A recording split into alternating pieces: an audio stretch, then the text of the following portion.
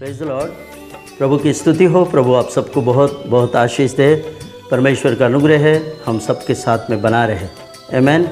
हमारे पिता परमेश्वर और प्रभु यीशु मसीह और पवित्र आत्मा की सुसंगति हम सबके साथ में बना रहे। आमीन। हालेलुया। तो आइए मेरे प्रियो, हम अपने अध्ययन में हम लोग आगे बढ़ेंगे और आज हमने चुना है भजन संहिता 119वां भजन को हम लोग 1, 2, 3 वचनों का हम लोग अध्ययन करेंगे। और यहाँ पर लिखा है, क्या ही धन्य है वे जो चाल के खरे हैं और यहोवा की व्यवस्था पर चलते हैं। क्या ही धन्य है वे जो उसकी चितौनियों को मानते हैं और पूर्ण मन से अपने उसके पास आते हैं। आमीन। हालेलुया। तो मेरे प्रियो, इस अध्ययन में हम लोग भजन संहिता 119 और उसके पहले पद में हम लोग एक ख़ास बात को हम लोग देखते हैं, उस पर हम अपना नज़र डालेंगे। मेरे प्रियो, यहाँ लिखा है कि क्या ही धन्य है वो चाल के खरे हैं। आमीन। नंबर वन ये है कि हमारा चाल चलन जो है वो खरा हो, और दूसरा वे धन्य है कि उसकी चितौनियों को मानते हैं और उसकी व्यवस्था पर चलते हैं। आमीन। हालेलुया। तो उसकी व्यवस्था पर चलना, ये दूसरी बात। तो हम आज एक ही बात पर अपना ध्यान रखेंगे कि खरी चाल।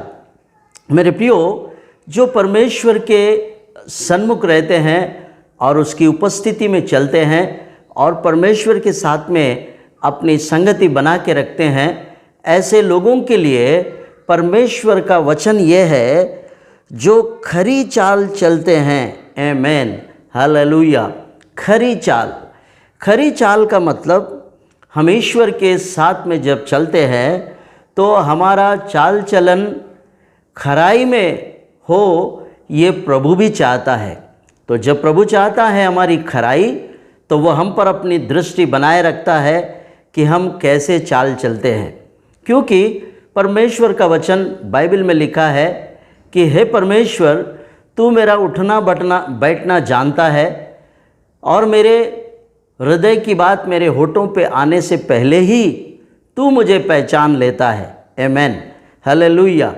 तो उसी परमेश्वर का ये वचन है कि वो कहता है, जो मेरे सन्मुख रहते हैं उनको अपने चाल चलन पर ध्यान लगाना ज़रूरी है।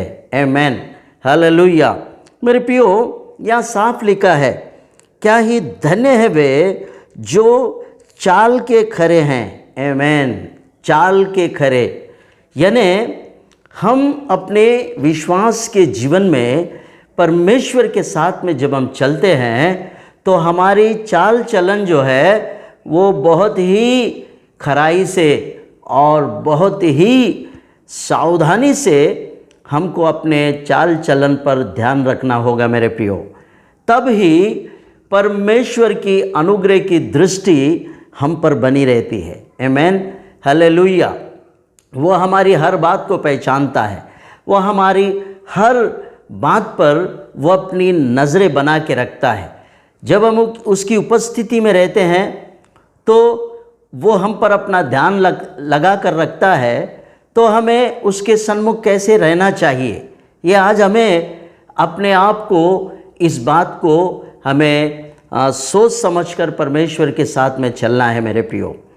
चाल चलन में हम उसके साथ में खराई से चलना आवश्यक है मेरे प्रियो। आमीन। तो हम अपने चाल चलन को भली भांति जानते हैं, अच्छी तरह से हम जानते हैं हम कैसे चाल चल रहे हैं। आमीन। हालेलुया। उसके साथ में कोई चालाकी का या कोई स्मार्टनेस का जो चाल चलन है वो नहीं चलता। परमेश्वर के साथ में सिधाई और खराई से जो उसके पीछे वफादारी से चलता है, वो उन पर अपनी दृष्टि बनाए रखता है, ऐसा परमेश्वर का वचन कहता है। जब आप चाहते हैं कि परमेश्वर आप पर अपने निगहबान बनाए रखे, अपनी दृष्टि बनाए रखे, तो आपको अपने चाल चलन में कड़ाई से रहना होगा और खराई से चलना भी पड़ेगा। आमेन, हालेलुया।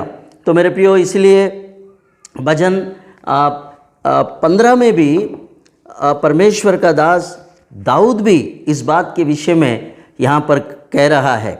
भजन 15 में और उसका 15 का दूसरा पद में ये ऐसा लिखा है, वो जो खराई से चलता और धर्म के काम करता है और हृदय से सच बोलता है। आमेन, हालेलुया। खराई से चलने का तात्पर्य ये है मेरे प्रियो, और भी उसके साथ में दाऊद ने और 2 बात और जोड़ दिया। यहाँ दाऊद के भजन में लिखा है, भजन 15 में उसके दूसरे पद में, वो जो खराई से चलता और धर्म के काम करता है और हृदय से सच बोलता है। आमेन, हालेलुया।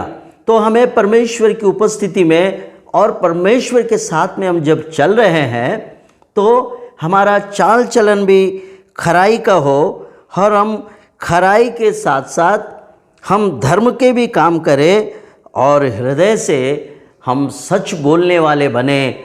ऐसा दाऊद भी अपने लेख में, अपने 15 भजन में वो कह रहा है, हम खराई के साथ साथ हम अपने धर्म के कामों में भी आगे बढ़े और हृदय से सच बोले। आमेन, हालेलुया। तो परमेश्वर का धन्यवाद हो मेरे प्रियो। खराई के साथ साथ हमें अपने जीवन में इन बातों पर ध्यान रखना है, हमें धर्म के काम भी करना है और हृदय से सच बोलना है। जब हम ऐसे चलेंगे, ऐसा उसके साथ में हम लोग करेंगे, तो वो हमारे साथ में पूरी रीति से वो हम पर अपना अनुग्रह की दृष्टि बनाए रखेगा मेरे प्रियो। आमेन, हालेलुया। उतना ही नहीं, आप जब हग्गई नबी के किताब में जाएंगे तो जब हम खराई से नहीं चलते, हम ईश्वर के साथ में अगर अपने चाल चलन में अगर हम वफादार नहीं हैं, हम अपने चाल चलन में परमेश्वर के योग्य नहीं हैं, तो मेरे प्रियो हमारे जीवन में बहुत सारे घटियों का सामना हमको करना पड़ेगा। आमेन, हालेलुया। बहुत सारे घटियाँ हमारे जीवन पर पड़ेंगे। हमारी खराई ही हमें ऊंचा उठाता है, हमारी खराई ही हमको आशीष में करता है। हालेलुया। तो आप हग्गई नबी के किताब में अगर जाएंगे तो वहाँ पर बहुत से बातों का खुलासा हुआ है मेरे प्रियो। हग्गई नाम की किताब को आप निकालें मेरे साथ। हग्गई नबी की किताब, उसका 1 अध्याय और उसके 5 और 6 पद को हम लोग पढ़ेंगे तो वहाँ पर बहुत सारी बातें लिखे हुए हैं। हमारे चाल चलन पर अगर हम ध्यान नहीं देंगे, ईश्वर के साथ में तो चल रहे हैं, लेकिन फिर भी हमारा चाल चलन अगर परमेश्वर के योग्य नहीं है, हमारे चाल चलन में अगर हम अपने चाल चलन में अपने ऊपर अगर हम ध्यान नहीं रखते हैं, तो हम बहुत बातों में घटी में पड़ जाएंगे और बहुत कुछ हम नुकसान में पाए जाएंगे और हमारी आशीषें हमसे वंचित रहेंगे। अगर आप आशीषें पाना चाहते हैं तो आप इन पर ध्यान दें। आज हम लोग देखते हैं हग्गई नबी की किताब, उसका 1-5 पद को हम लोग पढ़ेंगे। इसलिए अब सेनाओं का यहोवा यूँ कहता है, अपनी अपनी चाल चलन पर ध्यान करो। आमेन, हालेलुया। अब मेरे प्रियो, अब हग्गई नबी भी कहते हैं कि अपने अपने चाल चलन पर आप दृष्टि बनाए रखो। जब आप दृष्टि बनाएंगे तो परमेश्वर भी आप पर दृष्टि बनाए रखा हुआ है। तो इसलिए हमें डरना है कि परमेश्वर मुझे देख रहा है, मेरे चाल चलन को वो देख रहा है। मैं कैसी चाल चलता हूँ? क्या मैं चालाकी करता हूँ? क्या मैं कुछ ऐसे काम करता हूँ जो ईश्वर को भाता नहीं है? ईश्वर के सन्मुख हमें अपने चाल चलन को बिल्कुल हमें खराई से रखना है मेरे प्रियो। हालेलुया।